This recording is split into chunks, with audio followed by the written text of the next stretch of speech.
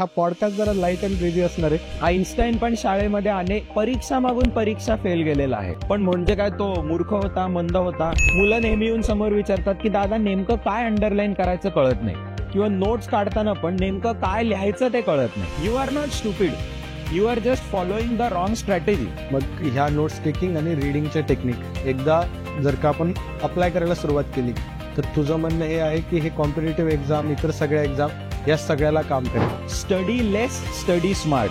तर एक चॅप्टर 3 वेळा वाचण्याचा अर्थ आहे पोराने सगळे एनसीईआरटी अख्खा सिलेबस 3 वेळा वाचले.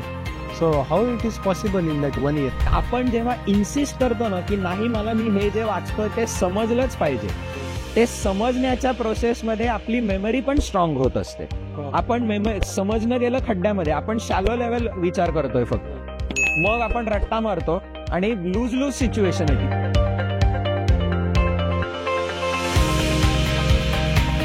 चाणक्य मंडळच्या पहिल्या पॉडकास्टमध्ये सगळ्यांचं स्वागत. आपण हा पॉडकास्ट ठेवतोय स्टडी स्किल्स या विषयावर, आणि आपल्यासोबत चाणक्यमधला असा माणूस आहे जो प्रचंड इफिशियंट आहे, प्रचंड डिसिप्लिनने त्याचा प्रत्येक दिवस आखलेला असतो. कधी कधी त्याचं रुटीन आणि डिसिप्लिन बघून आपल्यालाही वाटतं की हा असा रोबोसारखा का जगतो, पण त्याने ते वर्षानुवर्ष फॉलो केलंय. तो म्हणजे चाणक्यत आमचा सगळ्यांचा सिद्धार्थ दादा. रात्री 9:30 झोपणार, सकाळी 4 उठणार, त्याच्यानंतर मग जिम, अभ्यास, गार सॅलड रोजच्या रोज खातोय, आणि फक्त स्वतःला काहीतरी गिफ्ट द्यायचं at the end of the day की मी हे सगळं व्यवस्थित केलं म्हणून एक लेजचं पाकिट फक्त खातोय. ठीक आहे, अशा प्रकारे तो पूर्ण त्याचं आयुष्य रुटीन आणि डिसिप्लिन मध्ये जगतो, आणि प्रचंड त्याच्यामुळे इमोशनली स्टेबल असतो. संस्थेचं सगळे ऍडमिनिस्ट्रेटिव्ह काम, त्याच्यासोबत लेक्चर्सचे नोट्सचे अपडेट, त्याच्यासोबत मित्रांसोबत करायचा कट्टा, हे सगळं तो मॅनेज करतो. आणि त्याचा टाइम मॅनेज करताना तो वेगवेगळे ऍप्स वापरतो, त्याचा अभ्यास मॅनेज करण्यासाठी ते वापरतो. तर स्टुडंट्सला जे जे प्रश्न पडणारे इफिशियन्सीच्या बाबतीत ते माझ्यापर्यंत चाणक्यत येत असतात. सो वी थॉट की आपण हे सगळे प्रश्न सिद्धार्थदादाला विचारू, आणि तो हे टेक्नॉलॉजीच्या मदतीने इफिशियंटली आणि डिसिप्लिन वे मध्ये कसे सॉल्व्ह करायचे याच्या मागची फिलॉसॉफी पण आपल्याला सांगेल, आणि वेगवेगळे टूल्स पण सांगेल. So welcome to the podcast Siddharth दादा. ठीक आहे, थँक्यू म्हणू का नाही कळत नाहीये, पण थँक्यू. ठीक आहे, मी सगळ्यांसाठी सांगून देतो की हा पॉडकास्ट जरा लाईट अँड ब्रिझी असणार आहे. जरी मी त्याला दादा म्हणत असलो, आणि आहेच माझा दादा, तो मलाही शिकवलंय त्याने, पण त्याचा हा पण एक ॲटिट्यूड इज व्हेरी फ्रँक, आणि त्याच्यामुळे जरा याच्यात चेष्टा मस्करी किंवा 2 मित्र एकमेकावर ज्या कुरघोड्या करतात त्याही येऊ शकतात. त्या सगळ्या बाजूला ठेवून अत्यंत इमानदारीत प्रश्न विचारतो, इमानदारीत उत्तर देऊन टाक. आपण हा पॉडकास्ट लवकरात लवकर उरकू. तर मुलांचा, आता ऑन अ सिरियस नोट हा प्रश्न आहे मुलांचा. माझ्याकडे डाऊट येतो बऱ्याचदा की कुठल्याच मुलाचं असं नसतं की त्याला एक्झाम मध्ये अपयशी व्हायचंय. प्रत्येकाला यशस्वी व्हायचंय, प्रत्येकाला आई वडिलांची शाबासकी, मित्र मैत्रिणी, खास करून आवडणारी एखादी मैत्रीण, तिच्याकडलं आपल्याला अप्रिसिएशन कोणाला नाही आवडत, प्रत्येकाला आवडतं. त्याच्यामुळे पोरं बऱ्याचदा इमानदारीत अभ्यास करतात, एक्झामला पण इमानदारीत जातात, आणि गेल्यानंतर मात्र जी काही इज्जतीत मेहनत केलेली असते एवढी तरी पण आठवत नाही. आणि as a matter of fact त्या माणसाने जे जे सिलेबस ते सगळं वाचलेलं असतं, आणि मग ते आठवत नाही. याचा पुढचा परिणाम हा होतो की मार्क्स तर कमी येतातच, पण स्वतःची एक अशी थॉट प्रोसेस बनून जाते की साला मी मन लावून जरी अभ्यास केला तरी माझा अभ्यास होतच नाही. त्याच्यामुळे मे बी हे माझ्यासाठी नाहीच, मी काहीतरी वेगळं केलं पाहिजे. म्हणून अभ्यास न करणे, मेहनत न घेणे हा थॉट अजून स्ट्रॉंग व्हायला लागतो. माझ्यासोबत पण असं बऱ्याच विषयांमध्ये झालंय.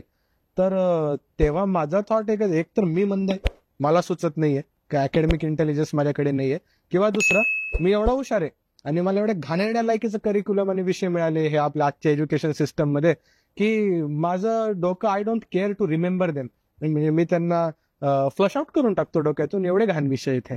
तर हा करिक्युलमचा प्रॉब्लेम आहे का, मग माझीच मेमरी बाबा कमी आहे, मलाच काही येत नाही, हा असा प्रॉब्लेम आहे. How to deal with this thing? So पहिली गोष्ट म्हणजे तू जे म्हणलास की एकतर मी अतिशय मंद आहे किंवा मी अतिशय हुशार आहे, हे 2 ऑपोजिट नाहीयेत. हे दोन्ही गोष्टी सत्य आहे, एकाच वेळेला सत्य आहेत. फरक येतो विषयाचा. म्हणजे तू जे म्हणलास ना मला लक्षात ठेवायला आवडत नाही काही, हे आईन्स्टाईनचं पण वाक्य होतं. आईन्स्टाईन पण शाळेमध्ये अनेक परीक्षा मागून परीक्षा फेल गेलेला आहे. पण म्हणजे काय, तो मूर्ख होता, मंद होता? आईन्स्टाईननी पण म्हणलेलं आहे की मला पण स्वतःबद्दल वाटायचं की मी कधीतरी मंद होतो, प्रॉब्लेम हा आहे की एक्झाम आपल्याला गरज नसलेल्या फॅक्ट्स, तारखा, माणसांची नावं, ते फॉर्म्युला, ते थिअरम, त्याचं प्रूफ, हे सगळं फुकट लक्षात ठेवायला लावते. खरं म्हणजे आपण आयुष्यामध्ये प्रवेश केला की ह्या सगळ्या गोष्टी कुठेतरी हाताशी आपण नोट ठेवलेली आहे तर रिफर करता येतात त्या. हे काय पटत नाही अनेक पोरांना, पचत नाही, पटत नाही. आणि म्हणून तू जी म्हणलीस ती रिॲक्शन येते की माइंड रिजेक्टच करतं ते, की हे जाऊ दे, हे मी नाही करणार आहे म्हणून. प्रॉब्लेम इज की सिस्टीम आपण थोडी डिझाईन केलेली आहे. सिस्टीम तुझी लायकी ठरवणार आहे, तुला मार्क किती मिळतात याच्यावरनं. त्यामुळे मार्क तर मिळवायचे, पण मुळातला स्व सोडायचा नाहीये की अभ्यास करायचा आहे तो विषय समजून घेण्यासाठी करायचा आहे. सर जे आपल्याला नेहमी सांगतात, mark should be a by product. म्हणजे आईन्स्टाईनचं ह्याच्याशी रिलेटेड एक वाक्य होतं की never try to remember something you can look up.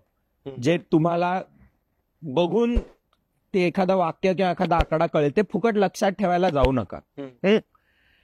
त्यामुळे ब्रॉडर मुद्दा येतो की बरोबर आहे, लक्षात ठेवायला जायचं नाही, कारण आयुष्यामध्ये त्याचा काही उपयोग नसतो. पण परीक्षा तर द्यायची. ते बोर्डाला कोणी आपण नाही शिकवू शकत की तुम्ही जर आता ओपन बुक एक्झाम आणा वगैरे सगळं. कधी तो सोन्याचा दिवस आला तर मग चांगली गोष्ट आहे, पण अजून तरी आलेला नाही. परीक्षा तर आहे, मार्क तर मिळवायचेत. मार्क मिळवताना स्वतःचा स्व सोडायचा नाहीये. ही स्ट्रॅटेजिक टॅक्टिक्स लक्षात घेणं गरजेचं आहे. मग आता एक्झामसाठी लक्षात ठेवायचंय म्हणल्यावर तुझा दुसरा प्रश्न, अभ्यास तर मनापासून भरपूर केला, परीक्षेच्या वेळेला काय माती खाल्ली माझा मलाच कळेना. याचं दोन महत्वाची कारणं मला जाणवतात. पहिलं कारण म्हणजे की मुलं जेव्हा फॅक्ट्स अँड फिगर्स लक्षात ठेवत असतात तेव्हा ते जी स्ट्रॅटेजी वापरत असतात ती चुकत असते. म्हणजे दोन टर्मिनॉलॉजी सांगतो, रिकॉल आणि रेकग्निशन याच्यातला फरक, आणि मुलं अनेक वेळेला घोळ घालतात. आपण ज्याला एखादा विषय आठवणे म्हणतो तो अनेक वेळेला आपण तो मुद्दा ओळखत असतो. रिकॉल म्हणजे आठवणे, रेकग्निशन म्हणजे ओळखणे.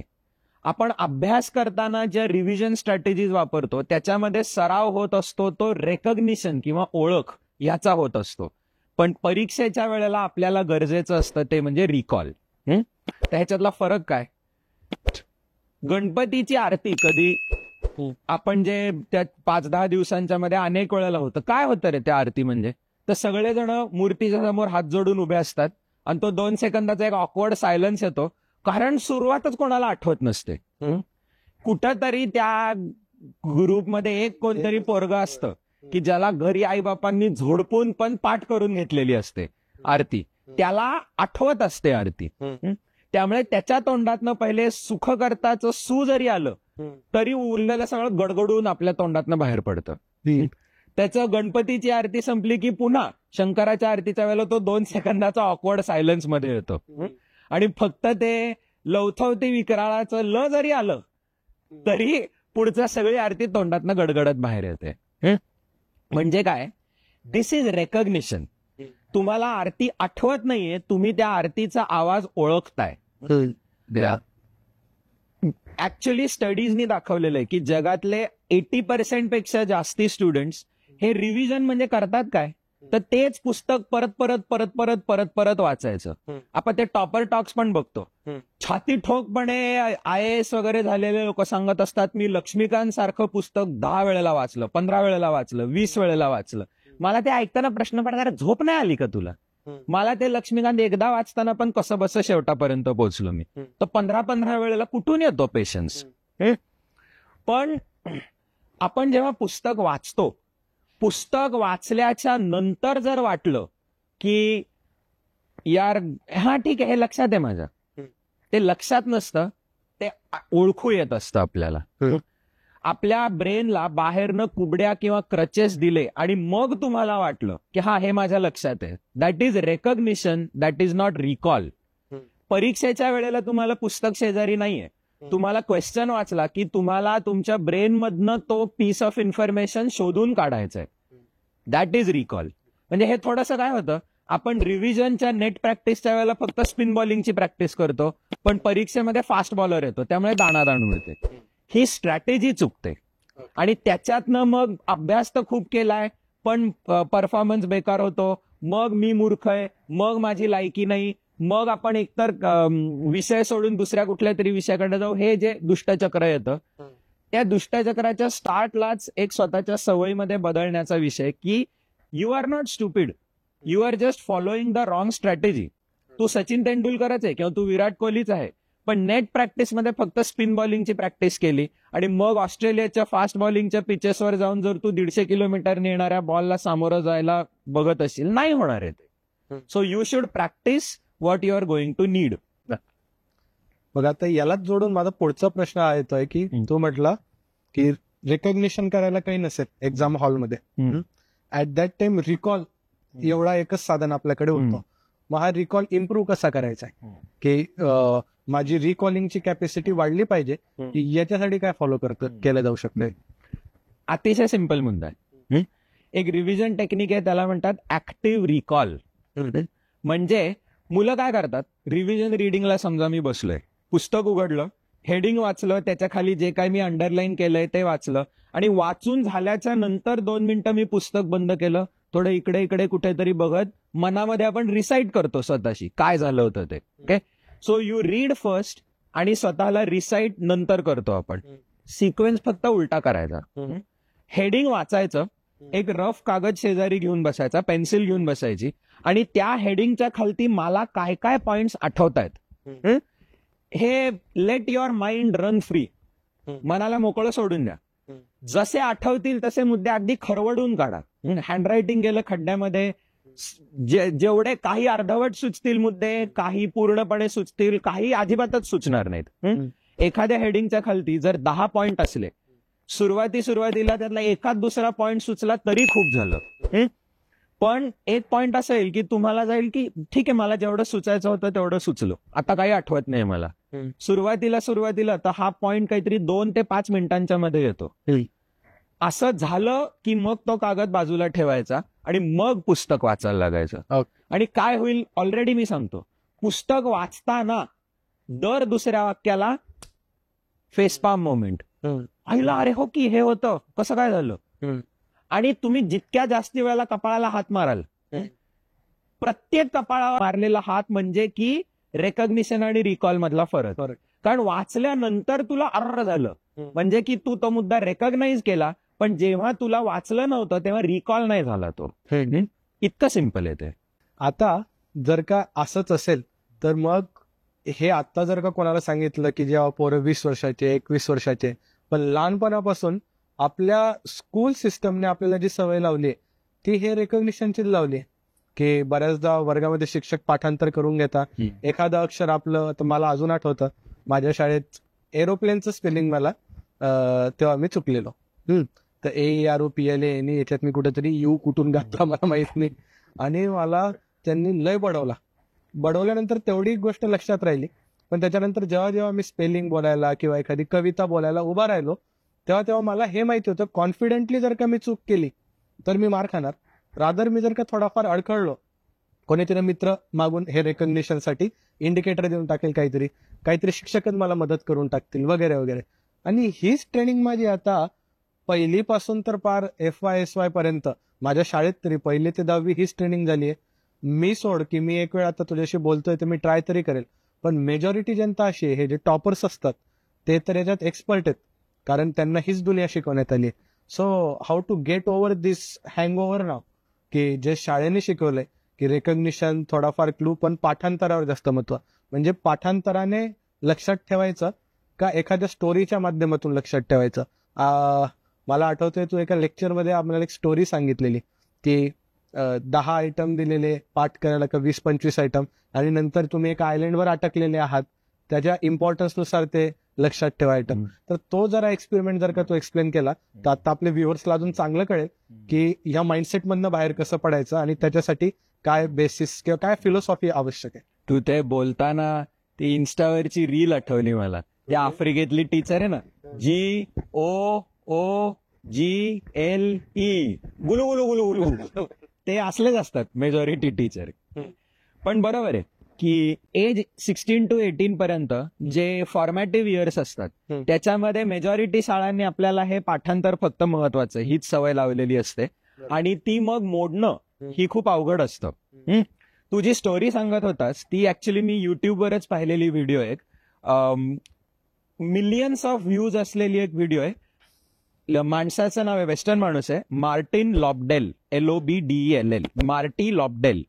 त्या व्हिडिओचंच नाव आहे स्टडी लेस स्टडी स्मार्ट.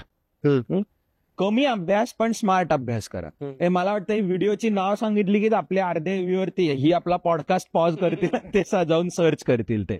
कारण study less study smart. So तोच तर सर्वात इन्सेंटिव्ह आहे. ते पुढचं विसरून जातील. स्टडी स्मार्ट जाऊ दे, स्टडी लेस, आम्हाला स्टडी लेस पाहिजे. पण लॉंगर टर्म आपण लक्षात हे ठेवत नाही. ते जे एक्सपेरिमेंट आहे ऍक्च्युली की आपल्याला अनेक वेळेला कन्सेप्च्युअल अंडरस्टँडिंग आणि मेमरी या दोन वेगळ्या गोष्टी वाटतात. म्हणजे आपण एकतर शाळेची पुस्तकं रटाळ आणि बोर असतात. म्हणजे मी नेहमी म्हणतो की दुनियेतला सर्वात इंटरेस्टिंग विषय घ्यायचा आणि तो कसा बोर करून शिकवायचा, हे कदाचित बोलानंतर NCERT-लाच जमत असेल. You are still the king of that. Thank you दादा, थँक्यू सो मच या सिरियस पॉडकास्टला हे घाणेरडं वळण दिल्यामुळे. पण माझेच लेक्चर फनी असतात. हो बाळा असतं. ठीक आहे. तर मुद्दा काय होता की कन्सेप्च्युअल अंडरस्टँडिंग आणि मेमरी या दोन वेगळ्या गोष्टी असतात. What makes it worse is की आपली पुस्तकं प्रचंड बोर असतात. विषय जरी आवडीचा असला तरी तो सरकारने सांगितलेल्या पुस्तकातनच तुम्ही वाचला पाहिजे, कारण प्रश्न त्याच्यातनच येणार आहेत आणि ते प्रश्नासाठी तुम्ही पुस्तकामध्ये दिले तेच लिहावं लागणार आहे. तुम्ही प्रश्नाचं उत्तर बरोबर दिलं पण तुम्ही पुस्तकात दिलेले पॉईंट मांडले नाहीत, एव्हिडन्सेस काहीतरी वेगळे दिले, तरी तुमचे मार्क जातील. मला झालेलं आहे हे की काहीतरी मिडिवेल इंडियाचा आमचा शाळेचा पेपर होता, त्याच्यामध्ये NCERT-ची पुस्तकं, त्यामुळे टिपिकल शहाजहान कसा ग्रेट आणि ताजमहाल कसा या त्या वगैरे असं लिहिलं होतं. मी ते घरी वाचतानाच सरांनी मला 4-5 मुद्दे सांगितले की हे कॉन्ट्ररी एव्हिडन्सेस आहेत.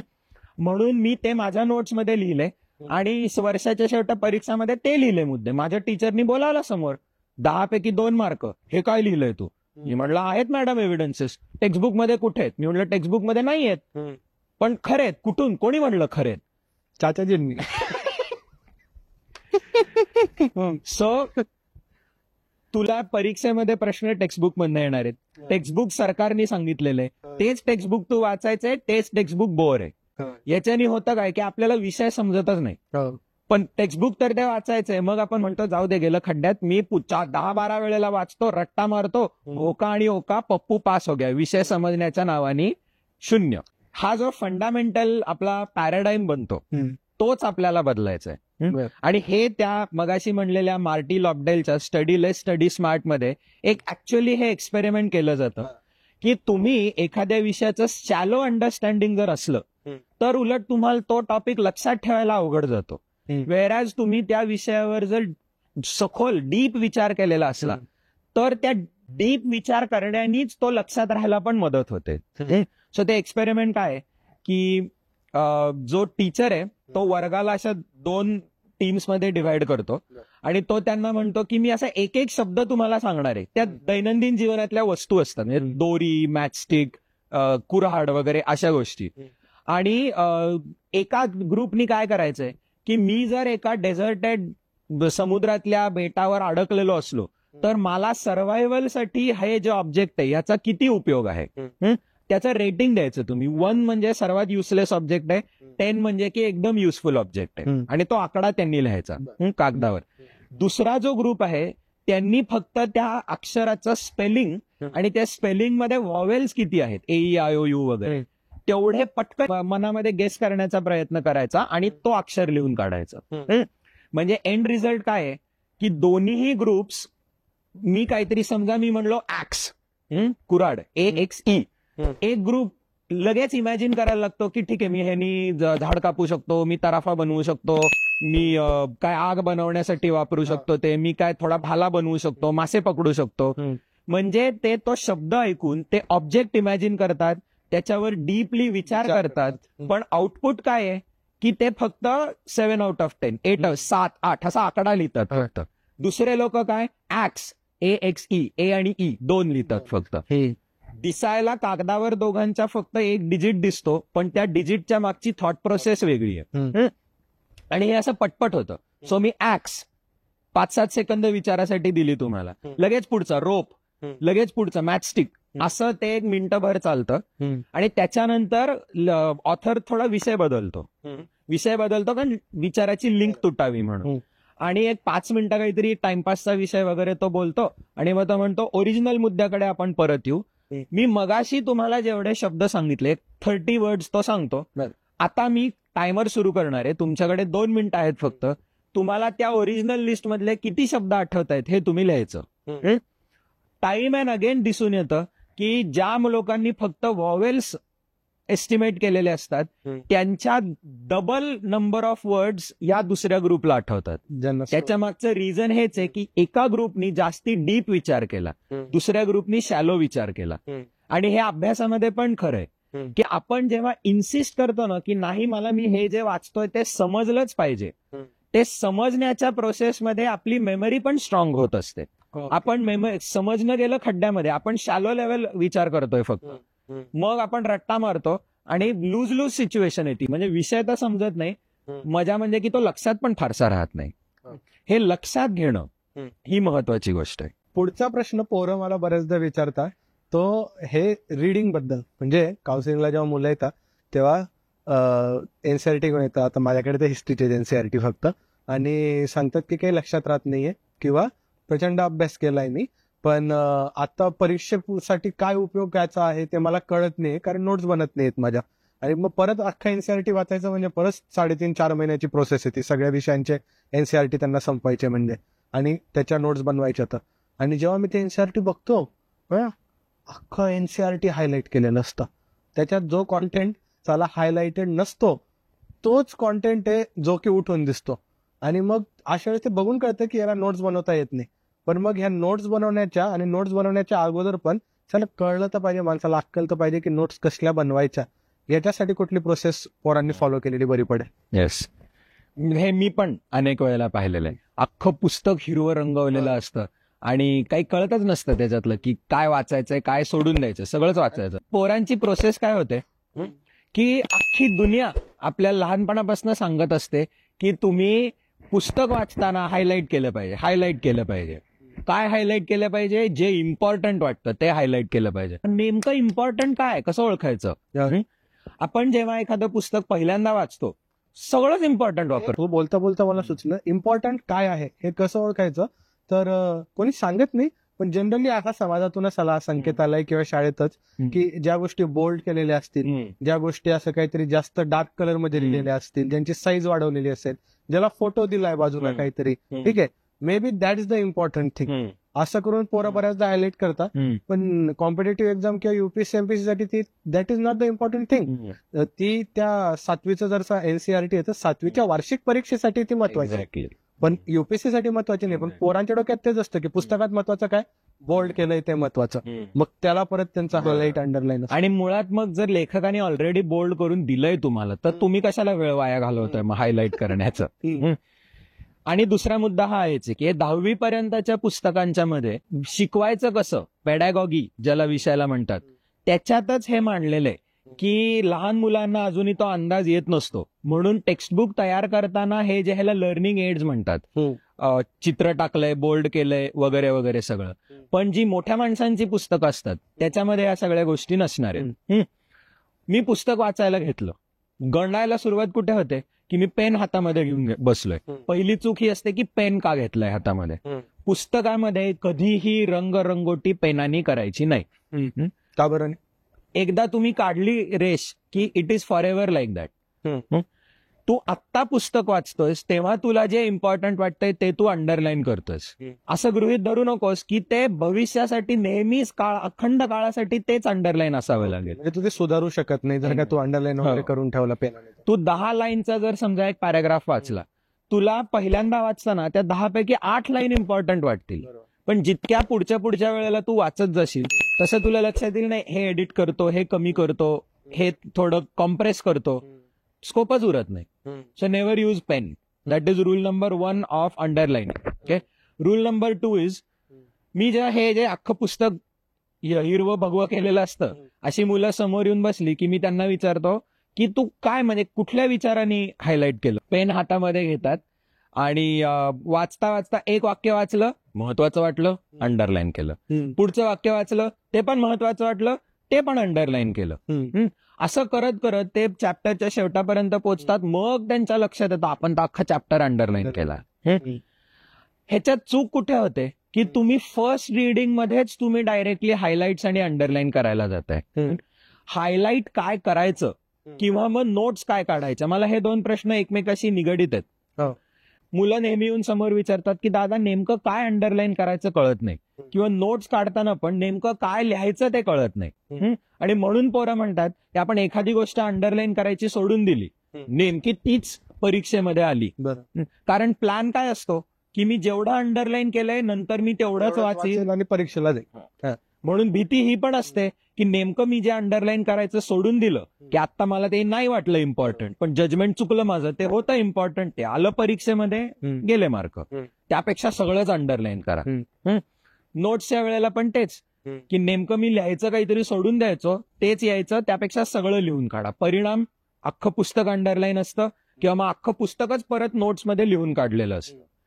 सो हे जजमेंट, अंदाज येणं की हे या जर 10 ओळी असल्या तर त्याच्यातल्या मधल्या या 2 ओळी फक्त महत्वाच्या आहेत, मी तेवढ्याच 2 उचलल्या तर त्याच्यामध्ये जे वरती खालती लिहिलेलं आहे त्याचा सारांश येतो आणि तेवढ्याच 2 ओळी वाचून तो मुद्दा मनामध्ये रिफ्रेश होतो. याला कुठली ट्रिक नाही. There is no magic wand, there is no silver bullet की हे एवढं एक कर की झालं तुझं, ट्रिक झाली ती. जसं पुस्तक बदलतं, जसा लेखक बदलतो, त्याच्यानी ही स्टाईल बदलत राहते. Only advice that I can give is practice makes perfect. तो दुसरा मुद्दा. सो पहिला मुद्दा काय, पेन नाही वापरायचं. दुसरा मुद्दा, प्रॅक्टिस मेक्स परफेक्ट. तुम्ही जेवढी जास्ती पुस्तकं वाचाल तेवढा तुमचा हा काय उचलायचं आणि काय सोडायचं याचं जजमेंट वाढत जाईल. पण प्रॅक्टिकल आणि इमिजिएट ऍक्शनचा तिसरा मुद्दा म्हणजे की एक टेक्स्टबुक वाचण्याची टेक्निक आहे, त्याला म्हणतात SQ3R मेथड. आता त्या तपशिलामध्ये मी जात नाही. आपल्या ऑडियन्सनी इथे युट्यूबवर वगैरे जरी केल्या तर 2 आणि 3 मिनिटाच्या व्हिडिओज येतात. तो SQ3R म्हणजे तो फुल फॉर्म आहे actually. SQRRR, scan, question, read, review, recall. साध्या भाषेमध्ये मी मुलांना सांगतो, एक चॅप्टर तुम्ही 3 वेळेला वाचायचा, बॅक टू बॅक 3 वेळेला वाचायचा. पहिल्या वेळेला फक्त वर्ड टू वर्ड वाचायचा, अंडरलाइनिंगच्या फंद्यातच पडायचं नाही, कारण पहिल्या रिडिंग मध्ये ना तो अंदाजच नसतो आपल्याला की काय अंडरलाईन केलं पाहिजे, कोणालाच नसतो. त्या फंद्यातच पडू नका. फर्स्ट वर्ड पासून लास्ट वर्ड पर्यंत फक्त तो चॅप्टर वाचून काढा. लगेच तो चॅप्टर मनामध्ये फ्रेश असताना पुन्हा स्टार्टला जा. तो चॅप्टर दुसऱ्यांदा वाचून काढा आणि आता दुसऱ्यांदा वाचताना अंडरलाईन करा, कारण ऑलरेडी तुम्ही तो चॅप्टर एकदा वाचलेला आहे, तो कंटेंट मनामध्ये फ्रेश आहे. तेव्हा लगेच तुम्ही तो दुसऱ्यांदा वाचला तर तुम्हाला काय अंडरलाईन करायचं ह्याचा जरा जास्ती अंदाज यायला लागतो. आणि दुसऱ्यांदा वाचून झाल्यावर पुन्हा स्टार्टला जा आणि तिसऱ्यांदा तो चॅप्टर वाचा, त्याच्यामध्ये फक्त जे अंडरलाईन केलंय ते वाचा.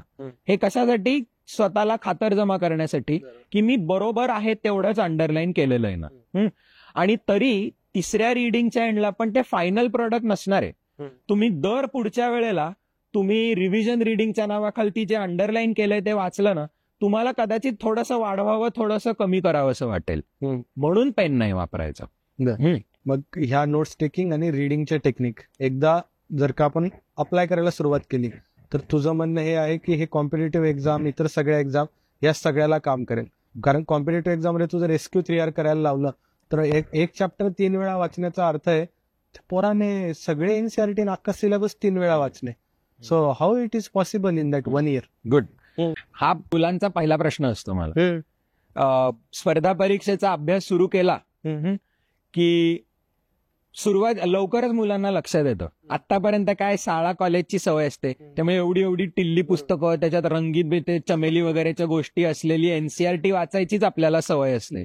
आणि आता अचानक UPSC, अरे बापरे, म्हणजे असं इथे जर आपण UPSCची बेअर मिनिमम रिडिंगची पुस्तकं हे रचायला लागलो तो एवढा तरी गठ्ठा होतोच.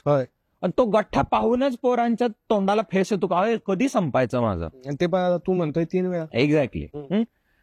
सो ऍज इट इज तुम्हाला जर त्या विचारलेल्या कंटेंटवर इफेक्टिव्ह आन्सर्स लिहायची असली तर तो तसं पण तुम्हाला 3 वेळेला वाचावाच लागणार आहे. ओके. मी सांगतोय आणि मुलांना ज्याचं टेन्शन येतं ह्याच्यात फरक काय आहे की मुलं काय करतात, अख्खं पुस्तक, मी unit of measurement I am saying 1 chapter at a time. मुलं काय करतात की अख्खं पुस्तक एकदा वाचतात, मग म्हणजे समजा पॉलिटी घेतलं, लक्ष्मीकांत वाचलं, मग स्पेक्ट्रम घेतलं, ते वाचलं, जॉग्राफी, एन्व्हायरमेंट, असं सगळं चक्र पूर्ण करून तोपर्यंत विसरलेला असतो Exactly. मधलं पहिले.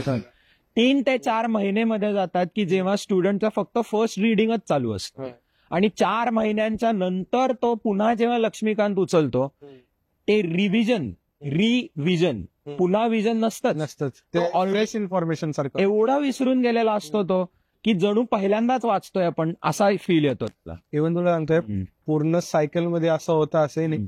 नुसते लक्ष्मीकांत जरी घेतला, first chapter to last chapter word to word वाचायचं ठरवलं, जेव्हा तू लास्ट चॅप्टर वर पहिला विसरून तेव्हा भेंडी पाहिजे कुठेतरी, आणि नंतर ते पोरग येऊन त्रासून बसलेलं असतं की त्याला 1-1.5 महिना घातलं राव, एवढं पुस्तक वाचलो, आणि पहिल्या दुसऱ्या चॅप्टरवर जेव्हा आता जातो की हे काहीतरी भेंडी मी नवीन वाचतोय असाच फील येतो.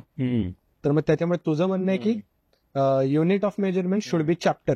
ऐवी तेवी तुम्ही 3 वेळा वाचणारच आहे, पण बॅक टू बॅक 3 वेळेला वाचलं तर त्याची स्टिकिंग पॉवर वाढते. तुम्ही समजा जानेवारीमध्ये तू अभ्यास सुरू केला, तू जानेवारीमध्ये फर्स्ट रिडिंग केला, जूनमध्ये सेकंड रिडिंग केलं, आणि समजा ऑगस्टमध्ये थर्ड रिडिंग केलं, तू तसं पण 3 वेळेला पुस्तक वाचलंस, पण इतकं अंतर गेलंय 3 रिडिंग्सच्या मध्ये की तुला प्रत्येक पुढचं रिडिंग हे जणू पहिलं रिडिंगच आहे असं वाटतं. इन्क्रिमेंटल ग्रोथ फार कमी आहे. या उलट तू समजा जानेवारी आणि फेब्रुवारी वेळ जास्ती लागेल कारण 3 वेळेला एक चॅप्टर वाचायचं आहे, पण ते पॅक केलेलं एकत्र. जानेवारी आणि फेब्रुवारीमध्ये लक्ष्मीकांत तू हळूहळू slow and steady wins the race असं करत 3 वेळेला वाचलं तर ते चिकटतं पण जास्ती काळ लक्षात पण राहतं. म्हणजे मुलांना मी हा मुद्दा लक्षात ठेवायला ना नेहमी ती कासव आणि सश्याची गोष्ट आठवा असं म्हणतो. पोरांचा ऍटिट्यूड काय असतो, अरे बापरे एवढी मोठी पुस्तकं आहेत, कधी संपवायचं, आपण आधी सगळं वाचून तर घेऊ, म्हणून सशासारखे धपा वाचतच सुटतात ते. आणि मी सांगतोय तो अप्रोच म्हणजे कासवाच्या गतीने जाण्याचा, की पुस्तक वाचणे हा हेतू नाहीये त्याला, मग तो तुम्ही बॉक्स मध्ये टिक केला फक्त असा त्याचा अर्थ. वाचणे हे साधन आहे, साध्य आहे की ते आपल्याला लक्षात राहणे साध्यच वाचन होऊन जातं. त्यामुळे पुस्तकं वाचली सगळी, लक्षात किती आहे काहीच नाही. ओके, सो ह्या सगळ्या टेक्निक आय होप व्ह्युअर्सला पण चांगल्या कळाल्या असतील. जस्ट टू समराईज आपण जे बोललो त्याच्यात येतं SQ3R जे तुम्ही गुगल करू शकता. त्याच्यानंतर स्टडी लेस स्टडी स्मार्ट असा व्हिडिओ आहे युट्यूबवर. काय नाव होतं दादा, एकदा please repeat. Martin Lobdell, Marty MARTY LOBDEL. Okay, तर मार्टी लॉबडेल याचा व्हिडिओ, ज्याच्यात स्टडी लेस आणि स्टडी स्मार्ट या गोष्टी कशा करायच्या ते सांगितलंय. प्लस जो पहिला प्रश्न आपण दादाला विचारला होता की गोष्टी लक्षात राहत नाही तेव्हा काय करायचं, तर त्याचं दादाने आपल्याला भरपूर एक्सपेरिमेंट सकट विस्तृत उत्तर दिलं. पण टू समराईज इट, तुम्ही जेवढी एखादी गोष्ट जास्त इन डेप्थ मेकॅनिझमने समजून घेणार, जेवढं तिच्यावर मेहनत घेणार, तर लक्षात ठेवणं हा बाय प्रॉडक्ट होऊन जाईल, कारण तुम्ही इन डेप्थ तिची अंडरस्टँडिंग ठेवताय. ऑन द अदर हँड, लक्षात ठेवण्यासाठी जर पटापट शॅलो अभ्यास केला आणि जास्त गोष्टी लक्षात ठेवायच्या तर परत रट्टा मारावा लागेल आणि तुम्ही विसरणारच आहात. त्याच्यापेक्षा जी अंडरस्टँडिंगची प्रोसेस असते त्याच्यात न कळत मेमोरायझेशनची प्रोसेस होऊन जाते. Right, exactly. तर ह्या सगळ्या गोष्टी समजून घेतल्यानंतर आजच्या या पार्टमध्ये आपण थांबतोय. पण पुढच्या पार्ट्समध्ये आपण काय घेणार आहोत, तर जे विद्यार्थ्यांना खरंच प्रश्न अजून आहेत की स्टडी शेड्यूल प्लॅन कसं करायचं, टाइम टेबल प्लॅन कसं करायचं, ते तुमचे सगळेच्या सगळे प्रश्न आम्हाला कळवा. सिद्धार्थदादाचं एज्युकेशनल सायकोलॉजी या विषयावर प्रचंड वाचन आहे. चाणक्यमध्ये फाउंडेशन कोर्स चालतो, त्याच्यात तर हे सगळे स्किल्स आपले शिकवले जातात. तर तुमचे असे अभ्यासाच्या संदर्भात, रिव्हिजनच्या संदर्भात, तुमच्या डिसिप्लिनच्या संदर्भात जर काही प्रश्न असतील तर त्याचे ट्रिक्स, त्याचे टूल्स आपण तुम्हाला प्रोव्हाइड करू शकतो. त्यामुळे सगळ्यांनी तुमचे जेवढे केवढे प्रश्न आहे ते कमेंटमध्ये तुमच्या नावासकट येतीलच, पण तरी तुमचं नाव मेन्शन करा, कमेंटमध्ये तुमचे ते प्रश्न टाका आणि चाणक्य मंडलच्या वतीने वी विल इन्श्युअर की पुढच्या एपिसोडमध्ये त्या सगळ्यांची उत्तरं तुम्हाला मिळतील. आत्तासाठी इथं थांबू. थँक्यू सो मच सिद्धार्थ दादा आल्याबद्दल. चल, गुड नाईट, बाय.